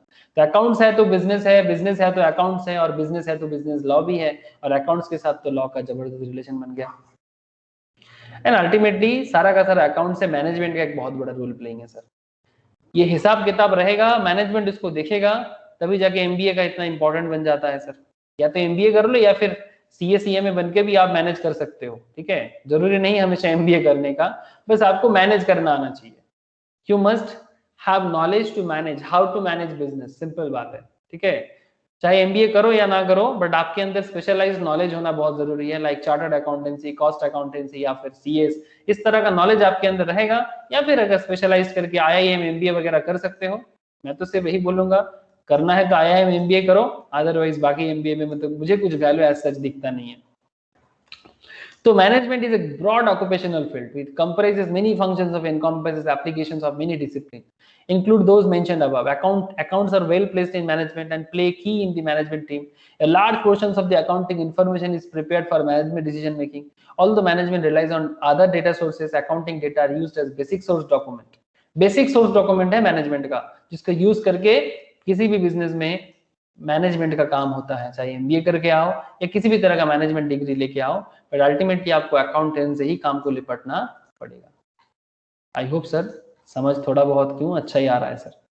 सर अकाउंट्स का कुछ लिमिटेशंस भी है, अकाउंटेंसी का कुछ लिमिटेशंस भी है। क्या लिमिटेशंस हो सकता है? एक second sir.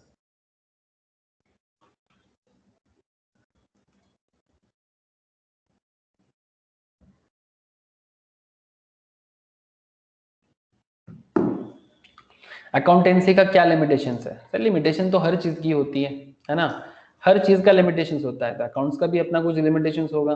There are certain misconceptions regarding financial statement. A common man presumes that an income statement shows the correct income or loss of the enterprise, and that balance sheet depicts a perfectly true and fair picture of financial standing. It must be recognized that the accounting as a language has its own limitations. The figures of PL generated by the accounting process are subject to various constraints with which the accounting works. The assumptions and conventions on which the accounting is based become a limitations of accounting. Financial statements are never free from subjectivity factor. मतलब सब जो बनाते हैं वो एक subjective वे में आप लोगों को, अकाउंटिंग कॉन्सेप्ट चैप्टर में मैंने इसके बारे में चर्चा किया। जो लोगों ने अकाउंटिंग कॉन्सेप्ट चैप्टर नहीं पढ़ा है उनको जब मैं अकाउंटिंग कॉन्सेप्ट पढ़ाऊंगा तब उनको समझ में आएगा। जिन लोगों ने पढ़ के रखा दे कैन अंडरस्टैंड कि कुछ कॉन्सेप्ट के बेसिस में अकाउंट्स को बनाया जाता है। तो जरूरी नहीं कि वो जो भी बताया जा रहा है कि एकदम सब कुछ एकदम हार्डकोर ट्रूथ है, ऐसा ना भी हो सकता है, ठीक है। तो ये बात ध्यान में रखना चाहिए। अकाउंट्स बहुत सारे चीजों को प्रॉपरली पहचान नहीं पाता, जैसे मार्केट में इन्फ्लेशन वगैरह को प्रॉपरली रिकॉर्ड नहीं कर पाता, ठीक है। There are occasions when accounting principles conflict with each other, एक प्रिंसिपल दूसरे प्रिंसिपल के साथ कॉन्फ्लिक्ट में आ जाते हैं। आप लोग एक काम कीजिएगा सर, आप लोग ना ये अकाउंटिंग लिमिटेशंस को एक बार घर में प्लीज गो थ्रू कीजिएगा, ठीक है। और फिर आप लोग ये भी एक बार देखिएगा कि role of accountant in the society, society में अकाउंटेंट का रोल क्या है। मैं सारा का सारा चीज बता दिया, फिर भी एक बार आप लोग जरूर देखिएगा क्या क्या सर्विस अकाउंटेंट करते हैं। बुक्स ऑफ अकाउंट्स मेंटेन करना, अकाउंटेंट का काम क्या क्या है। अगर आपके पास अकाउंट्स का नॉलेज है तो आप क्या क्या कर सकते हो। स्टैट्यूटरी ऑडिटर, चार्टर्ड अकाउंटेंट तो बहुत ज्यादा करते हैं। इंटरनल ऑडिट, सीए भी करते हैं, सीएमए भी करते हैं, बहुत ज्यादा आजकल मार्केट डिमांड है इंटरनल ऑडिट का। सर और क्या कर सकते हैं? सर टैक्सेशन, अगर आपको अकाउंट्स का नॉलेज है तो आप टैक्सेशन भी आराम से समझ सकते हो, और टैक्सेशन का भी मार्केट में बहुत रोल प्लेइंग है। कौन कौन कर सकता है सर? सर सीए भी कर सकते हैं, सीएस भी कर सकते हैं, सीएमए भी कर सकते हैं। Sir management accounting and consultancy service, sir ये कौन कर सकता है? सर मैनेजमेंट अकाउंटिंग के बारे में मैं तो तब से बोल के आ रहा हूँ सर, चार्टर्ड अकाउंटेंट तो है ही, सीएमए इज ऑल्सो, मतलब उनको तो मैनेजमेंट अकाउंटेंट के लिए बनाया गया है, ठीक है। एज वेल एज सीएस को भी पता होता है, और जो थोड़ा बहुत एमबीए वगैरह भी करके आता है ना, उन्हें भी समझ आता है ये सब चीजों का, बिकॉज एमबीए के सिलेबस में भी ये सब पढ़ाया जाता है, ठीक है। तो management accounting and consultancy service, financial advice, ultimately ये सभी काम CA/CMA कर सकते हैं, फाइनेंशियल एडवाइस देने का। बोलो। অ্যাজ আ ট্যাক্সেশন ফিল্ডে খুব খারাপ হলেও সে নলেজ থাকলে মাসে 15 to 20,000 চলে আসে। Very good sir. तो इतना देर बाद अचानक एक चीज बोला टैक्सेशन फील्ड में नॉलेज रहने से खराब क्यों सर? अगर तुम अच्छे से नॉलेज रखते हो तो टैक्सेशन तुम्हें बहुत कुछ बना सकता है, करोड़पति बना देगा तुम्हें अगर तुम अच्छे से टैक्स समझते हो। अगर हाँ कुछ भी नहीं, अगर तुम CA/CA में डिग्री भी नहीं ले पाते हो फिर भी तुम आराम से 25-30 हजार तो आराम से इनकम कर सकते हो, ये तो गारंटी है। अगर तुम पास ना भी करते हो, सिंपल प्रैक्टिस करते हो तो फिर भी 20-25 हजार 30 हजार का अर्निंग मिनिमम एवरेज लेवल में कमा सकते हो, इससे ज्यादा भी हो सकता है सर। एक्सपीरियंस के साथ साथ 50-60,000 मंथली इनकम भी कोई बड़ी बात नहीं है। बट अगर आपको प्रॉपर नॉलेज हो और अगर आप प्रैक्टिसिंग बनना चाहते हो तो भी आपके पास बहुत अच्छा नॉलेज है। GST और इनकम टैक्स का बहुत अच्छा जगह है। Very good Sneha. Financial advice, stock market का एडवाइस देना है ना, पर्सनल फाइनेंस का एडवाइस देना, कैसे कैसे इन्वेस्टमेंट वगैरह करना चाहिए, अकाउंट्स को कैसे मेंटेन करना चाहिए, बिजनेस को एक्सपेंशन कैसे करना चाहिए, इंश्योरेंस वगैरह करना चाहिए कि नहीं करना चाहिए, इन्वेस्टमेंट के बारे में क्या करना है, पैसा को कैसे यूटिलाइज करना है। जो लोग फाइनेंशियल मैनेजमेंट पढ़ोगे, ठीक है, आप लोग इंटरमीडिएट लेवल में पढ़ोगे, या फिर जो लोग स्टॉक मार्केट पढ़ता है या फाइनल पढ़ता है उनको भी फाइनेंस पढ़ाया जाता है। SFM बोल के एक पेपर आता है, स्ट्रेटेजिक फाइनेंशियल मैनेजमेंट या फाइनेंशियल मैनेजमेंट, उसमें सिखाया जाता है कि फाइनेंस कैसे बिजनेस को हेल्प करता है। वो भी अकाउंट्स का ही एक सब फील्ड है सर, मतलब अकाउंटेंसी के बाद ही चालू होता है फाइनेंस का काम। ये भी एक एनालिटिकल पेपर है, बहुत गजब का पेपर है फाइनेंशियल मैनेजमेंट, बहुत गजब का पेपर है। ओके, तो इस तरह से इन्वेस्टिगेशंस करना, ठीक है, अगर आपको किसी जगह में अकाउंट्स का इन्वेस्टिगेशन करना है तो आप इन्वेस्टिगेट कर सकते हो ना sir, because you have a knowledge. तो इन्वेस्टिगेशन करना, गवर्नमेंट का जहां पर भी करप्शन का खराब खबर मिलता है, गवर्नमेंट इन्वेस्टिगेशंस के लिए अकाउंटेंट को ही बुलाते हैं सर, ठीक है। तो इन्वेस्टिगेशन करना वो भी अकाउंट्स का एक बहुत बड़ा काम है सोसाइटी में। बहुत लोग पूछते हैं ना सर, CS करके CMA करके क्या कर सकते हैं, आपके सामने पूरा लिस्ट पड़ा हुआ है सर, ठीक है, आप क्या क्या नहीं कर सकते। ओके, अच्छा, अदर सर्विसेज जैसे कि secretarial work, companies, club, associations, virtually all organisations involve secretarial work, accountant and frequently do this work, ये तो कर ही सकते हो। तो इतना सारा का काम आपके सामने अवेलेबल है सर, बस जो मर्जी उठाओ और चालू हो जाओ, काम का अभाव नहीं है, ठीक है, बस नॉलेज गैदर करते जाओ, CA में बनते जाओ, जो बनना है, जिसको जो ठीक लगे, ठीक है, बस अपना काम ठीक से करते जाओ। ये देखो ना क्या बोलता है, कंपनी फॉर्म करना, रिसीवेबल्स एंड लिक्विडेशंस में जाना, ये सब लीगल काम है, CS का बहुत बड़ा काम होता है, ठीक है, आर्बिट्रेशन का करना, काम करना, cost accounts, a cost accountant job is to continuously report cost data related information and frequent intervals of the management, बहुत काम है। अकाउंटिंग एंड इंफॉर्मेशन सर्विस, आजकल तो IT सेक्टर्स में भी बहुत ज्यादा काम है सर अकाउंट्स का, तभी तो खाता बुक, SAP जैसे कंपनीज इतना फेमस हो रहा है सर, बिकॉज बहुत अच्छा रोल प्लेइंग है। एंड लास्टली चार्टर्ड अकाउंटेंट का काम इंडस्ट्री में, अरे बहुत बड़ा काम है। CA/CMA का काम मैं बोल बोल के थक चुका हूँ, अब आपको मैं क्या बोलूँ, जस्ट एक बार रीड जरूर कर लेना सर, ठीक है। अगर ये सब रीड हो जाए तो लास्ट में एक काम करना सर, यहाँ पर कुछ क्वेश्चंस दिया हुआ है चैप्टर के पीछे, देयर आर सम समरी दिया हुआ है और कुछ क्वेश्चंस यहाँ पर दिया हुआ है, दिखाई दे रहा है आप लोगों को question sir, MCQ types of questions भी है और सब्जेक्टिव क्वेश्चंस भी है, तो प्लीज एक बार आप लोग गो थ्रू करना MCQ questions as well as कुछ सब्जेक्टिव क्वेश्चन थियोरेटिकल वे में, एक बार गो थ्रू करना। कोई डाउट हो तो मुझे नेक्स्ट क्लास में जरूर पूछना, मुझे नहीं लगता डाउट रहेगा, बट फिर भी अगर कुछ डाउट हो जाए तो you must ask. Okay sir, अरे बोलो सर, समझ आया कि नहीं आया? Sir yes sir. Yes sir. Okay, Snehashish, Srijita, Sakshi, yes sir. Okay, Arpita समझ में आया? अर्पिता, ओके सर, आयुष समझ में आया रे? Yes sir, yes sir. Okay, ठीक है, नोट्स तो है शायद तुम लोगों के पास, अगर नहीं है तो मुझे बताओ, मैं शेयर कर देता हूँ, ठीक है। ओके, एक बार गो थ्रू कर लो सर, बस और कुछ नहीं, ये बेसिक्स था एकदम, basics of accounts, scope of accounts का एकदम पहला बात था, तो एक बार अच्छे से गो थ्रू कर लो, ठीक है। ओके सर, आज इतना ही है फिर, टाटा सर। फिर सर कॉस्टिंग का वाला वीडियो मिला सर?